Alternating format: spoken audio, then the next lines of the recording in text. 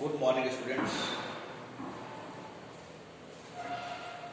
बेटा last time में मैंने आपको कराया था परसेंटेज एरर के न्यूमेरिकल्स कराया से एनसीईआरटी के। आज न्यू चैप्टर स्टार्ट कर रहे हैं बेटा, motion in a straight line. Motion in a straight line, देखिए इनवर्स में जितनी भी बॉडी पाई जाती हैं उनकी दो ही पोजीशंस होती हैं, रेस्ट में होगी या मोशन में होगी। जितनी भी इनवर्स में बॉडी पॉसिबल हैं उनकी पोजीशन क्या पॉसिबल है बेटा, या तो रेस्ट पोजीशन में होगी या तो मोशन में होगी। तीसरी पोजीशन उसकी पॉसिबल नहीं है। तो रेस्ट पोजीशन क्या होता है बेटा, व्हेन देखिएगा जब टाइम के रिस्पेक्ट में किसी बॉडी की पोजीशन चेंज नहीं होती है तो उसे क्या बोलते हैं, रेस्ट पोजीशन में। When the position of the body no change with respect to time we can say body in a rest position. जैसे एक कोक ऑन द टेबल, ये रेस्ट पोजीशन हो गई बेटा। मोशन क्या होता है, टाइम के रिस्पेक्ट में किसी बॉडी, टाइम के रिस्पेक्ट में किसी बॉडी की पोजीशन अगर चेंज होती है तो आप कह सकते हैं वो मोशन में है। When change the position of the body with respect to, when change the position of the body with respect to time, we can say body in a motion। जैसे moving car, moving bike, moving cycle, ये सब क्या है आपके motion होंगे। ये position आप क्या होगा, मोशन होगा। अब देखिएगा इसमें आता है बेटा आपका पॉइंट ऑब्जेक्ट एक होता है। पॉइंट ऑब्जेक्ट क्या होता है, अगर कोई बॉडी डिस्टेंस कवर करती है, किसी बॉडी के ड्यू टू कवर डिस्टेंस जो होती है उसके साइज से बहुत ग्रेटर देन होती है तो उस बॉडी को एज ए पॉइंट ऑब्जेक्ट लिया जाता है। When distance covered by the body much much much greater than to its own size the body known as a point object. जैसे अर्थ है, earth around the sun, moving of the earth around the sun, then earth is a, we consider a point object। a train cover 100 kilometre distance, यानी एक train है जो कि 100 kilometre की distance को cover करती है, तो उस कंडीशन में आप ये कह सकते हैं कि उस 100 किलोमीटर की डिस्टेंस के रिस्पेक्ट में ट्रेन आपका क्या है, एक पॉइंट ऑब्जेक्ट है। बात समझ में आ गई। इसके बाद आता है कोऑर्डिनेटिकल, यानी कि एक्सिस के रिस्पेक्ट में मोशन कितने टाइप का होता है बेटा, 1D motion, 2D motion and 3D motion. 1 dimension motion, 2 dimension motion and 3 dimension motion. 1D motion क्या होता है बेटा, when change the position of the body, when change the position of the body only one axis with respect to time. देखिए किसी भी body की rest या motion की पोजीशन को आप डिफाइन कैसे करते हैं, टाइम के रिस्पेक्ट में। टाइम वो क्वांटिटी है जो कभी भी रुकती नहीं है। तो ये 3 टाइप्स होता है आपका, 1 डायमेंशन मोशन, 2 डायमेंशन मोशन यानी 2D मोशन, 3 डायमेंशनल मोशन यानी कि 3D मोशन होता है। 1 डायमेंशन मोशन क्या होता है, when change the position of the body with respect to time in only one axis known as a 1 dimension motion। यानी जब किसी बॉडी की पोजीशन टाइम के रिस्पेक्ट में ओनली एक ही एक्सिस यानी एक ही एक्स में चेंज हो तो 1D मोशन होता है बेटा। जैसे वायर है, वायर पर किसी कीड़े की गति होती है, या आपने देखा होगा रोड किनारे तमाशा दिखाते हैं, रस्सी पर कोई बच्चा चलता है, उसकी भी गति क्या होगी, 1 डायमेंशन मोशन होती है। क्या होती है बेटा, 1D मोशन होती है। 2 डायमेंशन मोशन क्या होता है, when change the position of the body, when change the position of the body with respect to time in 2 axis, X axis and Y axis known as a 2D motion. ऐसे plane में है, X axis Y axis है, plane में किसी भी person का जो motion होगा वो आपका 2D मोशन होगा। कैसा मोशन होगा बेटा, 2D मोशन होगा। 3D मोशन क्या होता है, when change the position of the body with respect to time in 3 axis known as a 3 dimension motion. देखिएगा फर्स्ट में ओनली वन एक्सिस मोशन, इसमें देखिए 2D में एक्स एक्सिस और वाई एक्सिस में मोशन है। इनिशियल पॉइंट में आपका कोऑर्डिनेट दिया हुआ है, ये पॉइंट लीजिएगा P1 है और ये पॉइंट क्या है P2 है। तो इसका कोऑर्डिनेट x1 y1, इसका x2 y2 यानी 2D मोशन है।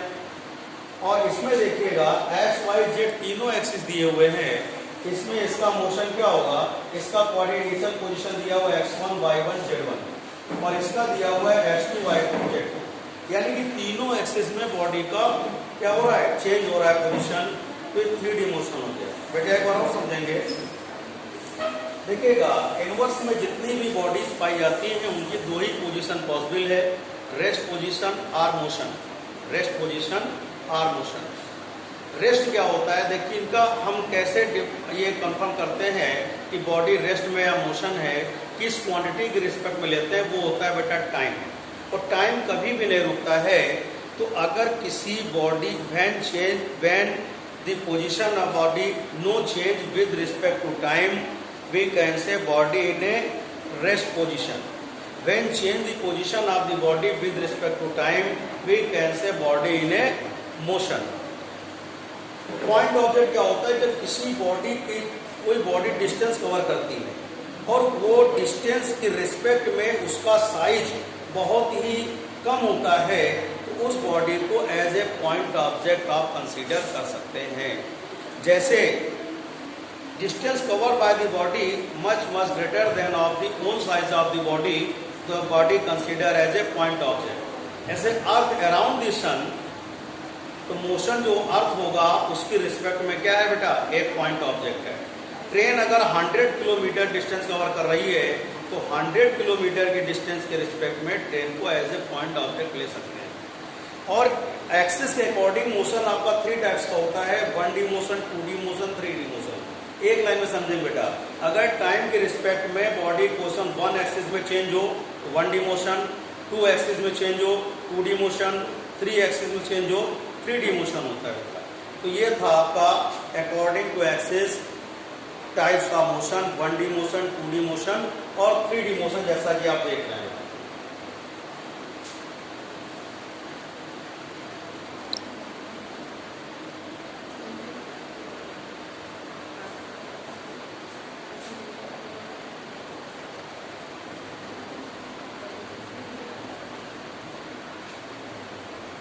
देखिए नेक्स्ट टॉपिक है आपका डिस्टेंस। डिस्टेंस क्या होता है बेटा,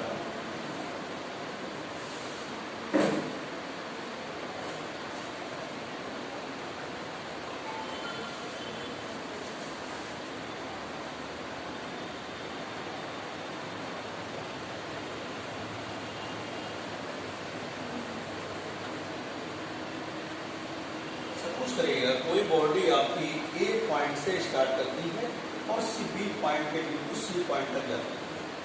ये सपोज करिएगा 3 मीटर से और ये सपोज करिएगा 5 मीटर से। डिस्टेंस क्या होता है, the length of the path covered by the body known as a distance. The length of the path covered by the body known as a distance. Distance क्या है, the length of path covered by the body known as a distance. देखिए A point से B point और C point है, आपके पास total distance हो गए बेटा AB प्लस BC, यानी कि ये 3 + 5 इक्वल्स टू क्या हो गया बेटा, 8 मीटर हो गया। क्या हो गया बेटा, 8 मीटर हो गया। तो ये डिस्टेंस हो गई बेटा। फिर समझेंगे डिस्टेंस क्या है, the distance cover the length of the path covered by the body known as a distance. ये आपकी डिस्टेंस कितनी होगी बेटा, 8 मीटर हो गई। अब इसकी कुछ बातें समझ लीजिएगा।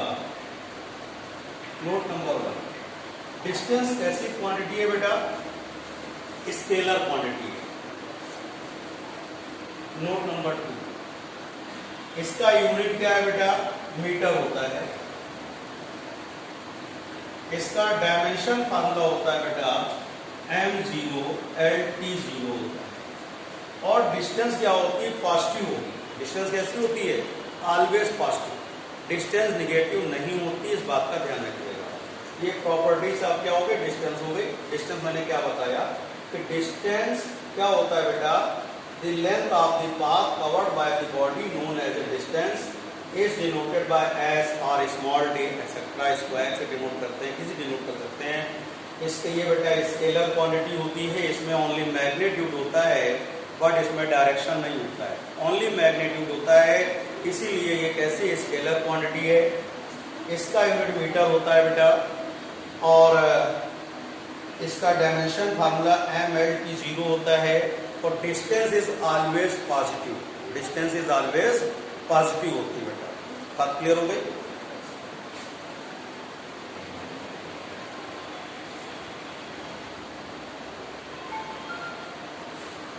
देखिए बेटा डिस्प्लेसमेंट टॉपिक क्या था, डिस्प्लेसमेंट है आपका, ध्यान समझे। नेक्स्ट टॉपिक है डिस्प्लेसमेंट। क्या होता है? Final distance between final and initial position of the body, the final and initial distance between final and initial position of the body known as a displacement, known as a displacement. देखिए suppose करिए body A to B आती है, B to C आती है, इसका final position C है, initial position ये है, तो डिस्प्लेसमेंट CA होगा। इसको फाइंड करने के लिए पाइथागोरस थ्योरम अप्लाई करेंगे। तो यहाँ पर होता है according to Pythagoras theorem hypotenuse का स्क्वायर इक्वल्स टू बेस का स्क्वायर प्लस परपेंडिकुलर का स्क्वायर। सॉल्व करके आप डिस्प्लेसमेंट जितना वो 5 मीटर होगा। डिस्प्लेसमेंट पहला पॉइंट समझिएगा, डिस्प्लेसमेंट कैसी क्वांटिटी है आपकी बेटा?